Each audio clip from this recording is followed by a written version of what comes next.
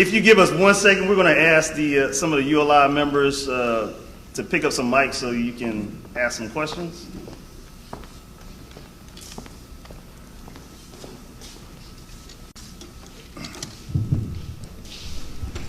Any questions? Don't be shy. Don't be shy.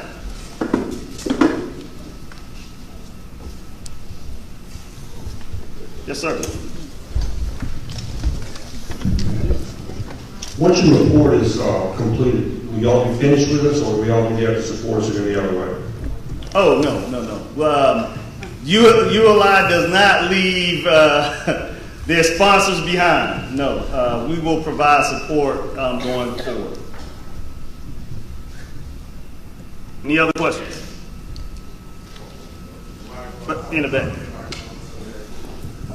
We need to hear you.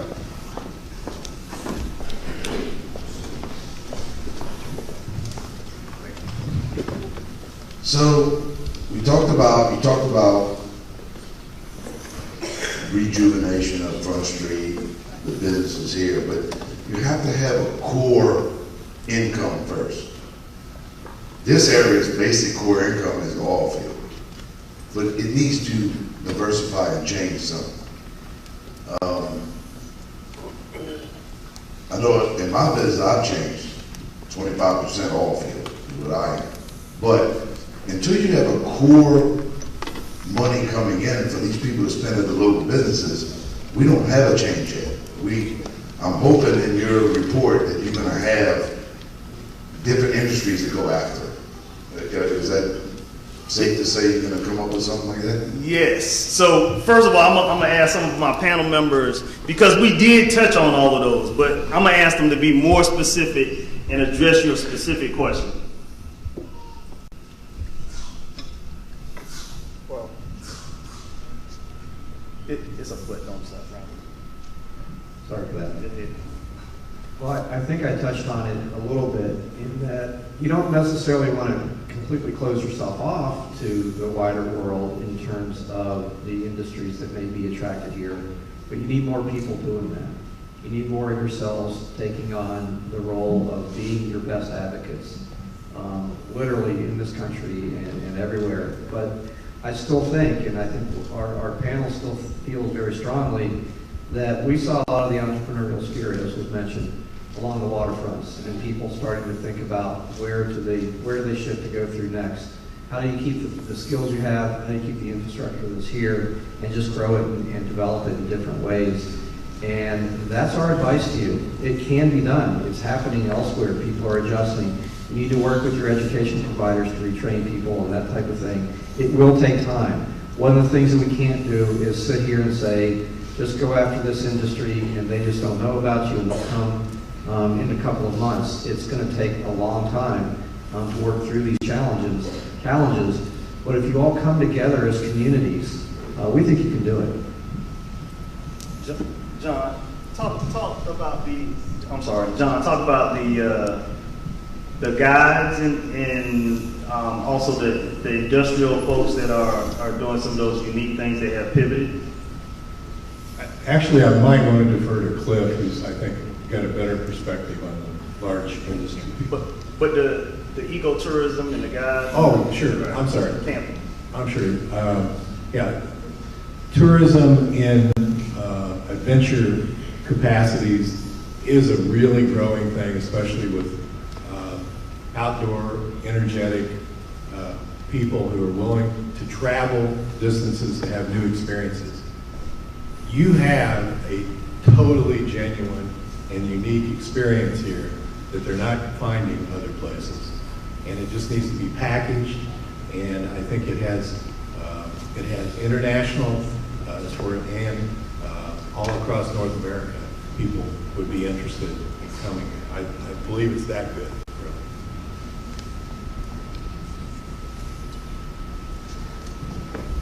really. An advantage that the Morgan City area has from an industrial standpoint is that it's used to being industrial, and there are companies here that have done it. As you mentioned, a number of companies here have been starting to pivot away from petroleum, which is okay because they're pivoting away from you. But the type of skills, the capability, the plant capacity you have is transferable, and the infrastructure remains. So an overarching message that we've had is to identify those new areas that are emerging. I mentioned resilience, you heard more from Garrett about that. There is a tremendous business opportunity in all aspects of resilience, from fabrication to applying new research to new methods, new materials and things like that. You can do that here, and you're well positioned to do it. You have markets that have not been tapped yet. The Intracoastal Waterway traffic is only one of them. The refurbishing of major equipment that's going to be coming up for recertification. It's all here. Does anybody know you're here and can do it? You know, I started my presentation with, are we here yet? Well, where's here? And other panelists have talked about establishing your identity. I want to use one minor incident I used in some of the interviews that we did on Tuesday. Like the other panelists here, I'll admit I never heard of you guys. And so when I was flying in, I happened to be flying on American Airlines. Their magazine this month has a special section on Louisiana. All the things you can do, how you can invest in the state of Louisiana. So I went through it to see if I could find Morgan City, St. Mary Parish, any of that. Didn't see any reference except a minor mention of the Cajun coast with nothing to indicate where it was. So, you know, I would challenge this community to get yourself in the next airline magazine, one way or the other. And you've got all of the elements here to do it. But collectively, you need to agree that, hey, that's important. Cliff, if I could just jump in here really quickly. I know this one answer is starting to drag on here, but I did want to circle back to the resilience aspect of this.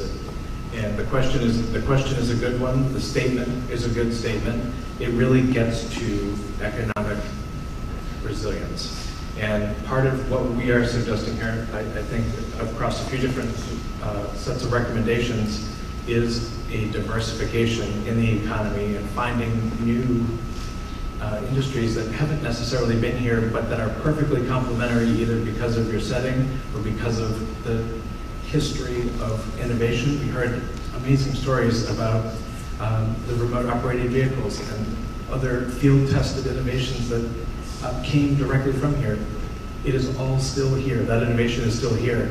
But finding ways to diversify the economy will actually flatten the boom and bust cycles. And that is going to lead to longer term economic resilience. I would also like to just circle back to resilience as a general topic. I think reasonable people can agree or disagree that climate change is happening or not. That's all fine. The important part is that this week, the governor of Louisiana released $25 million, I believe, for resilience-related projects, and 0 of those dollars came to this parish. It didn't have to be coastal, didn't have to be on the water. There is an economy based on resilience. So one of the recommendations was number 10, actually, was partnering with local institutions. There's an adaptation lab at LSU. It's called the Adaptation Studio, as a matter of fact. Tulane also has a program. But partnering with those academic institutions for R&D, tapping into the innovation that's already here, and finding new innovative technology areas that haven't existed yet is the way to move this forward. Okay. One more. I forgot to finish. You have the people and the skills to do guided experiences, and that would take the fear out of a person like me coming down here to go fishing. I don't want to go gator wrestling, but I sure would like to go fishing with people who know what they're doing. And so that's an organizational challenge, and it's not a big money, and it's doable. Thanks. Sorry, I just want to say one more thing. I know we have to move on, but I just want to break it down for Lee in particular, because you are a business that has diversified, and I think the main takeaway that we're trying to project, and maybe not clearly enough, is that you don't have to look for another industry to come in and then help you diversify. There are companies a living example of how you've done that. So what we're saying is that the community and the city needs to tie into, connect with you more, figure out how do we help you grow, how do we help you support yourself. So as you grow, the community is feeding into that, and that helps people to come in, to get educated, to give you the skills that you need to help you grow. So look for the threads that are already within the community instead of a snowball that's just going to land in and solve all the problems. So I think you're a living example of it, and we just encourage you to connect more with the city and vice versa, so that you're kind of collaborating and helping each other kind of build up simultaneously. I have one question or suggestion or whatever, but our riverfront is our biggest asset, and our waterways abound. But how do we convince, I guess, the Corps of Engineers or whoever to do something different than we've been doing with the dredging? Do you guys have any ideas on how to assist these businesses in doing that? Because that's probably been our biggest downfall, is we've been doing the same thing for the last, 50 years probably, to keep our waterways dredged. And we've really got to come up with a better solution than what we've been doing, because we do the same thing over and over and over again. And we kind of handcuff our businesses on that aspect. And, we just got to do something different with that to increase our business activity and our tourism activity for that. You're absolutely right. However, if you're going to wait for the Corps of Engineers to change the way they do things, I hope you'll pass that information on to your grandchildren and your great-grandchildren. When I was talking about the channel, I meant what I said. First, you're not alone. There are ports all around the place that have the same sedimentation problem you do. And they have the same frustration with the Corps of Engineers that you do. What I discuss with the port officials, and they're already aware of it to some degree, that there are private companies who figured out there's a business opportunity here somewhere. That for every cubic yard of sand you take out of the river, somebody wants a cubic yard of sand. And if there was a way to put those two together, I'm oversimplifying, then there's value being created for somebody and value being created by the other party too. And what's being done around the country, and again, your folks here know something about that, is that there are partnerships to be developed to allow the dredging, once done, to be taken out of here and put someplace where it can be put to good use. The other thing is that, believe it or not, there are new technologies available to do dredging better, besides just scooping the stuff up and putting it in a pipe.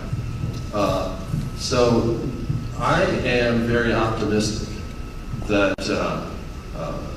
this port is going to be able to get to that 20-foot channel depth sooner rather than later, and it's going to be feasible, but it's going to be by doing things quite a bit differently. And Cliff, can you also just, so it doesn't seem like we're pounding on the core. Can you talk about can you talk about it's not their fault. It's the way that they're from content to be able to sustain it over the long haul. We think there's a long-term market for a 20-foot channel here. It's going to be up to this area to prove it once the channel is done. So I'm optimistic, put a lot of pressure on Mac, but if the community gets behind the port and points out how important it is, not to just companies who might come here, but to those of you who depend on a reliable channel to move forward with this, I think it can happen. It's easy for me to be optimistic, but the one thing is, don't rely on the core by itself to make it better. It's not. That's the constant. But this is America. You'd be surprised how creative some of these companies are becoming. Thank you. Next question. Yes, ma'am. Thank you so much, XL and the panel, for the information and being here this week. My question is about what we experienced coming in here and what you experienced this week, and that was the young adults and adolescents who participated and gave feedback. A lot of what we're doing and talking about now is really about them. They're the future. They're the business leaders of the future in this community. So I'm just curious about how can you summarize some of the feedback and how they play into that quality of life and culture of health that's going to keep them here. Go ahead. I had the pleasure of interviewing a group of young adults, and interestingly interviewed a group of young adults and the police department in the same interview. And so you would think there would not be a lot of talking going on there. It in fact was completely the opposite. There were some disturbing things that I can summarize from that interview. There are a lot of kids here who are leaving to get educated and know that they're not coming back. And they're not coming back because the perception is that there's a lack of opportunity. I think that part of the vision needs to be articulating what opportunities exist for young adults.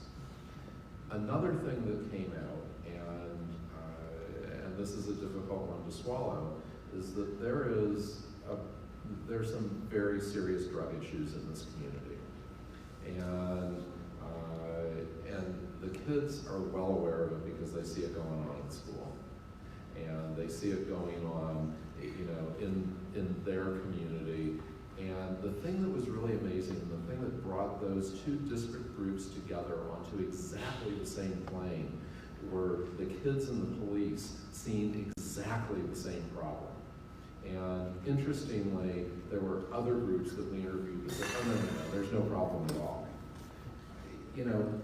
Kids need a safe place to grow up. I'm not saying that kids are not going to experiment. I keep telling mine, you didn't invent this.